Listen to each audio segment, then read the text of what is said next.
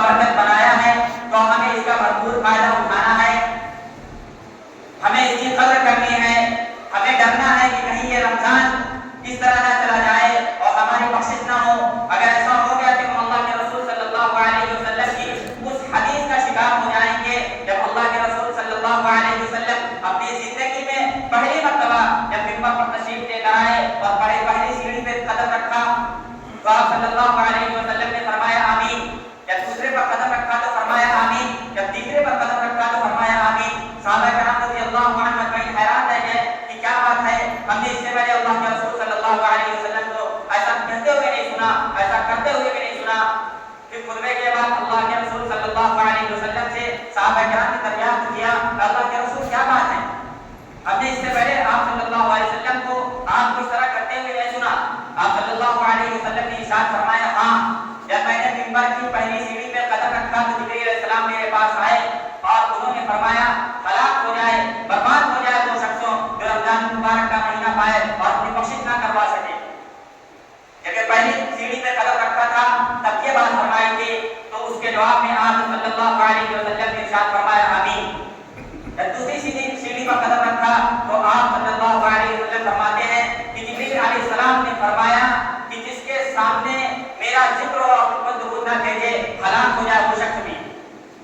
تب اس کے جواب میں آپ صلی اللہ علیہ وسلم نے بھی آمین فرمایا۔ اور جب تیسری سیڑھی پر قدم رکھا تو جبرائیل علیہ السلام فرماتے ہیں کہ انہوں نے اللہ کے رسول صلی اللہ علیہ وسلم نے فرمایا کہ جو اپنے والدین میں سے کسی کو بھی یا دونوں کو برے کی حالت میں پائے اور جنت میں داخل نہ ہو سکے ان کی خدمت کرتے۔ تو اس کے جواب میں بھی آپ صلی اللہ علیہ وسلم نے فرمایا آمین۔ تو یہاں بات یہ ہے کہ جب اللہ کے رسول صلی اللہ علیہ وسلم نے پہلی سیڑھی پر قدم رکھا تو فرمایا کہ ہلاک ہو جائے، برباد ہو جائے وہ شخص جو رمضان المبارک کا مہینہ پائے اور اپنی بخشش نہ کروا سکے۔ یہ ہے غور کرنے والی بات، یہ ہے فکر کرنے والی بات کہ اگر رمضان المبارک کا مہینہ اتنا برکتوں والا، اتنا رحمتوں والا مہینہ آیا ہے، ہماری بخشش نہ ہو سکے تو ہم ہلاک ہو ہی جائیں گے، برباد ہو جائیں گے۔ اس مہینے کے بارے میں اللہ کے رسول صلی اللہ علیہ وسلم نے ایک بات اور فرمائی ہے کہ یہ مہینہ شہر المعاسات ہے، یہ مہینہ غمخواری کا ہے، یہ مہینہ ہمدردی والا مہینہ ہے۔ جس طرح اس مہینے میں بلکہ پورے سال ہم اپنا لحاظ کرتے ہیں، اپنی فکر کرتے ہیں، تو اللہ تعالیٰ نے ایک مہینہ ہم کو اور نوازا ہے کہ ہمیں اس میں دوسروں کی بھی خبرگیری کرنی ہے، وہ زکات سے ہو، فطرے سے ہو، صدقے سے ہو، کیسے بھی ہو، لیکن ہمیں اس کا خیال کرنا ہے۔ اور دوسری چیز اس مہینے میں ہم سب کو پتا ہے کہ اللہ تعالیٰ نے اس مہینے میں روزے کو فرض فرمایا ہے۔ حدیث میں آتا ہے کہ اللہ کے رسول صلی اللہ علیہ وسلم نے فرمایا الصوم لی وانا اجزی بہ، یعنی روزہ میرے لیے ہے اور اس کا بدلہ میں خود دوں گا۔ ساری عبادتیں اللہ کے لیے ہیں، ساری عبادتیں اللہ کی منشا کے لیے، اللہ کی رضا کے لیے کرنا ہے، لیکن اللہ تعالیٰ نے اس روزے کو اپنی طرف منسوخ کر کے فرمایا کہ یہ روزہ میرے لیے ہے، کیونکہ یہ اللہ اور اس کے بندوں کے درمیان ایک راز ہوتا ہے۔ سامنے بیٹھا ہوا شخص روزے سے ہے یا نہیں یہ پتہ نہیں چلتا، کیونکہ دل کا معاملہ ہے، یہ اللہ اس کے بندوں کے درمیان کا معاملہ ہے۔ اسی لیے اللہ نے فرمایا روزہ صرف میرے لیے ہے، کیونکہ روزے کی کوئی ظاہری شکل نہیں ہوتی، کوئی ظاہری صورت نہیں ہوتی اس سے بتایا جا سکے کہ یہ کوئی عبادت کر رہا ہے، کیونکہ اس کا معاملہ تو صرف اللہ سے ہے۔ اس طرح کی نماز کی ظاہری شکل ہوتی ہے کہ سامنے والا دیکھ کے بتا سکتا ہے کہ نماز پڑھ رہا ہے، حج کے ایک ارکان ہوتے ہیں، ایک ظاہری شکل ہوتی ہے کہ سامنے والا بتا سکتا ہے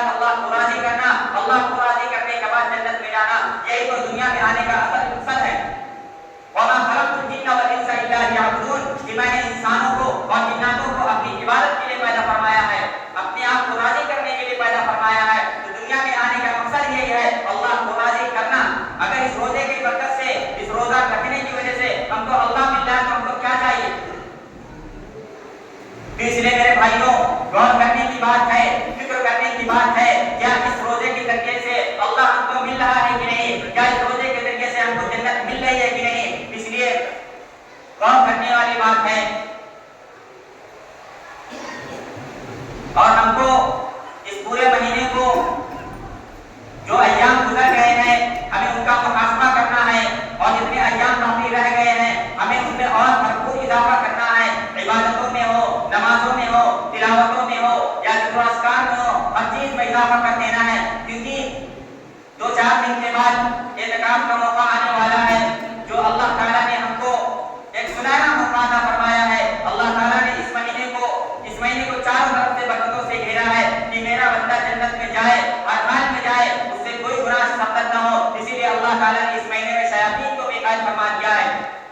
تاکہ بندہ صرف میرا ہو کر رہ جائے اور میرے پاس آ جائے، اس سے ذرہ برابر بھی کسی طرح کا کوئی گناہ نہ ہو۔ اسی لیے اللہ تعالیٰ نے ایک دوسرا موقع بھی عنایت فرمایا ہے، وہ اعتکاف کی شکل میں ہے۔ اسی لیے حضرت عائشہ رضی اللہ عنہا فرماتی ہے کہ اللہ کے رسول صلی اللہ علیہ وسلم كان يجتهد في العشر الاواخر ما لا يجتهد في غيره، کہ اللہ کے رسول صلی اللہ علیہ وسلم رمضان کے آخری عشرے میں جتنی زیادہ مجاہدہ کرتے تھے، جتنا زیادہ مشقتیں کرتے تھے، وہ دیگر مہینوں میں نہیں کرتے تھے، کیونکہ اللہ کے رسول صلی اللہ علیہ وسلم کو پتا ہے کہ یہ اشہر والا مہینہ ہے، اس کے کچھ ہی ایام بچے ہیں جن میں ہمیں اپنی بخشش کروانی ہے۔ اللہ کے رسول صلی اللہ علیہ وسلم تو پہلے سے معصوم تھے، اس کے بعد بھی اللہ کے رسول صلی اللہ علیہ وسلم عبادتیں کیا کرتے تھے، آپ کو معلوم ہے کہ ان سے خطا نہیں ہوتی، ان سے غلطیاں نہیں ہوتی، اور پھر بھی اللہ کے رسول صلی اللہ علیہ وسلم عبادتیں کیا کرتے تھے اور آخری عشرے میں زیادہ سے زیادہ عبادت کرتے تھے، اپنی عبادتوں میں اضافہ کرتے تھے۔ جب صحابہ کرام رضی اللہ عنہم اجمعین آپ صلی اللہ علیہ وسلم نے ارشاد فرماتے کہ اللہ کے رسول آپ کو معصوم عن الخطا ہے، آپ سے تو گناہ سبقت ہو ہی نہیں سکتے، اس کا تصور بھی نہیں ہو سکتا، تو آپ صلی اللہ علیہ وسلم ارشاد فرماتے افلا اکون عبدا شکورا، کیا میں اللہ کا شکر گزار بندہ نہ ہوں؟ تو اس لیے ہمیں بھی اللہ کے رسول صلی اللہ علیہ وسلم کے نقش قدم پر چلنا ہے، اور آپ کی سیرت ہی، آپ کا طریقہ ہی ہمیں جنت تک لے جانے والا ہے، آپ کے طریقہ ہی ہمیں جو ہے کامیاب کرنے والا ہے، اس لیے ہمیں بھی اعتکاف کرنا ہے۔ اور دوسری حدیث میں حضرت عائشہ رضی اللہ عنہا فرماتی ہے کہ جب رمضان المبارک کا آخری عشرہ آتا تھا تو آپ صلی اللہ علیہ وسلم راتوں کو جاگا کرتے تھے اور شب بیداری کیا کرتے تھے، اپنی عبادتوں میں اضافہ کرتے تھے، اور وَأَحْيَا أَهْلَهُ، اور اپنے گھر والوں کو بھی جگایا کرتے تھے۔ تو اس لیے ہمیں اپنی بھی فکر کرنی ہے کہ ہمیں اعتکاف میں بیٹھنا ہے، ہمیں اس کا بھرپور فائدہ اٹھانا ہے، اور ہمیں دوسروں کو بٹھانے کی کوشش کرنی ہے، کیونکہ ہمیں نہیں پتا ہے کہ ہمارا روزہ جو ہے ہماری مغفرت ہوگی کہ نہیں ہوگی، پھر بھی ہمیں کوشش کرنی ہے، کیونکہ کوشش کرنا ہمارے کام ہے، باقی تو اللہ کے اوپر ہے۔ انہیں بات میں اپنی تقریر کو ختم